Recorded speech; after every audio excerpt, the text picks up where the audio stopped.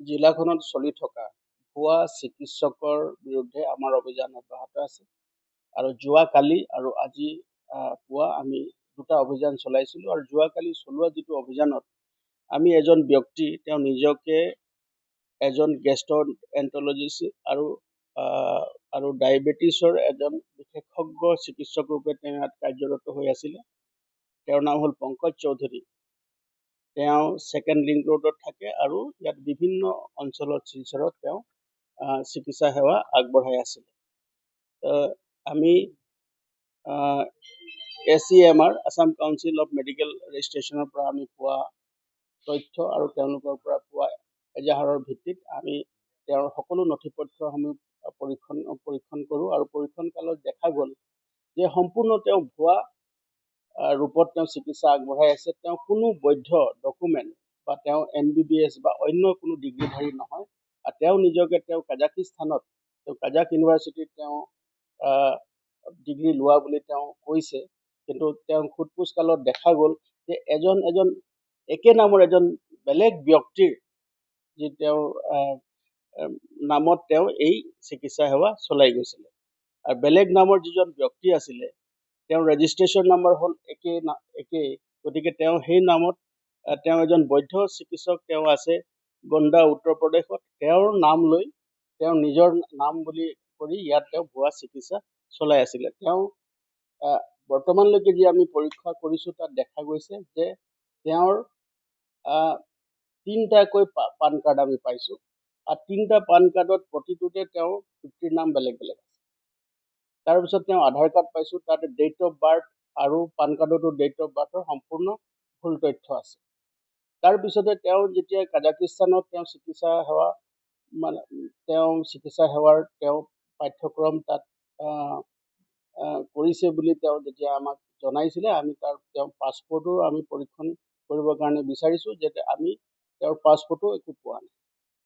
গতিকে দেখা গৈছে যে সম্পূৰ্ণৰূপে এটা ভুৱা ৰূপত তেওঁ ইয়াত চিকিৎসা সেৱা আগবঢ়াই মানুহৰ জীৱনৰ বিপন্নাপন্ন কৰি তেওঁ চিকিৎসা সেৱা আগবঢ়াই আছিলে।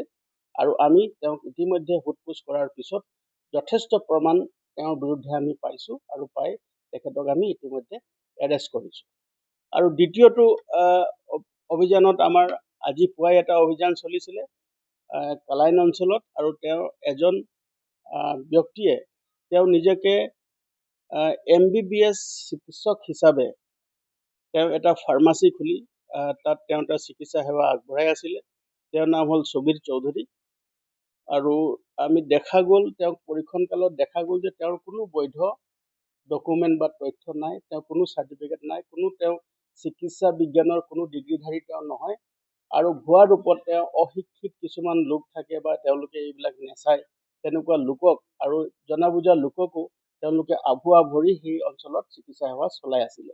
আৰু আজি যিটো সময়ত আমি তাত অতৰ্কিত অভিযান চলাইছিলোঁ, সেইটো অভিযানত তেওঁ মানুহক চেলাইন দিয়াৰ পৰা লৈ সকলো ধৰণৰ তেওঁ তাত চিকিৎসা সেৱা যিজন বৈধ চিকিৎসকে যি ধৰণৰ চিকিৎসা সেৱা আগবঢ়ায় তেনেকুৱা ধৰণৰ তেওঁ চিকিৎসা তাত চলাই আছিলে। গতিকে আমি সেই অঞ্চলটোত লগে লগে সেই ঠাইত আমি অতৰ্কিত অভিযান চলাই সকলোবিলাক নথি পত্ৰ যি পাইছোঁ আমি তেওঁক পৰীক্ষণ কৰিছোঁ আৰু তেওঁ সম্পূৰ্ণ এজন ভুৱা চিকিৎসক বুলি প্ৰমাণিত হৈছে।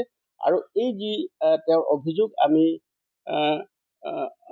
ACMR Assam council of medical ৰেজিষ্ট্ৰেশ্যনৰ পৰা আমি এই অভিযোগ পাইছিলোঁ আৰু তাৰ ভিত্তিতে আমি এই অভিযান চলাইছিলোঁ। আৰু বৰ্তমানলৈকে আমাৰ এই অভিযান অব্যাহত আছে আৰু অধিক তথ্য পাতি আমি লাভ কৰিবৰ কাৰণে আমি চেষ্টা কৰি আছোঁ। এই মানুহজনৰ ঘৰ হ'ল চিন্দুৰা কালাইন অঞ্চলত, আৰু তেওঁ তাতে সেই নিজৰ অঞ্চলতে আভুৱা ভৰি বহুতো লোকক সৰ্বশ্ৰান্ত কৰি এই ধৰণৰ তেওঁ এটা ভুৱা চিকিৎসা তেওঁ চলাই আছিলে। আৰু বৰ্তমানলৈকে আমি এই অভিযান অব্যাহত ৰাখিছোঁ আৰু অধিক তথ্য লাভ কৰিছোঁ। জিলাখনত যিসকলে বিভিন্ন অঞ্চলত সাধাৰণ লোকক সৰ্বশ্ৰান্ত কৰি ভুৱা চিকিৎসা আগবঢ়াই ধন ঘটাৰ যি অবৈধ এটা প্ৰৱণতা চলিছে, তেওঁলোকৰ বিৰুদ্ধে আমি কঠোৰ হৈছোঁ আৰু তেওঁলোকৰ বিৰুদ্ধে কঠোৰতম আইনগত ব্যৱস্থা ল'বৰ কাৰণে আমি তৎপৰ হৈ আছোঁ। কাজাকিস্তানত তেওঁ চিকিৎসা বিজ্ঞানৰ তেওঁ স্নাতক বুলি তেওঁ নিজকে ক'ব বিচাৰিছে। কিন্তু তেওঁ যিজন মানুহৰ বিষয়ে কৈছে সেই একেজন এজন বৈধ নাগৰিক এজন আছে, বৈধ চিকিৎসক এজন আছে। তেওঁ উত্তৰ প্ৰদেশৰ গোণ্ডাত তেওঁ থাকে আৰু তেওঁৰ নামত, তেওঁৰ ৰেজিষ্ট্ৰেশ্যনৰ নামতে তেওঁ নিজে একে নামৰ দেখাই তেওঁ এইটো কৰি আছে। আৰু তেওঁ উত্তৰ প্ৰদেশৰ ঠাইতো তেওঁ মানে তেওঁ আচলতে তেওঁ নিজে এবাৰ তেওঁ কলিকতাৰ বুলি কৈছে, এবাৰ তেওঁ উত্তৰ প্ৰদেশৰ বুলি কৈছে, আৰু কলিকতাতো তেওঁৰ যি পৰিজন আছে, তেওঁৰ যি পৰিয়ালবৰ্গ আছে বা তাৰ লগতো আমি যোগাযোগ কৰিবলৈ চেষ্টা কৰিছো, তেওঁ কোনো চিনি নাপায়। গতিকে এটা সম্পূৰ্ণ ভুৱা ৰূপত তেওঁ এটা চিকিৎসা সেৱাক মানে তেওঁ খুব মানে ব্যৱহাৰ কৰি, নিজৰ স্বাৰ্থৰ কাৰণে ব্যৱহাৰ কৰি ধন ঘটাৰ এটা যি প্ৰৱণতা, তেওঁ ধন ঘটাৰ যি ঘটিলে বা সেই ধন ঘটাৰ যিটো তেওঁ প্ৰৱণতা, সেই মানসিকতা, সেই তাৰ বিৰুদ্ধে আমি সৰব হৈ আছো আৰু তেওঁলোকৰ বিৰুদ্ধে কঠোৰতম আইনগত ব্যৱস্থা ল'বৰ কাৰণে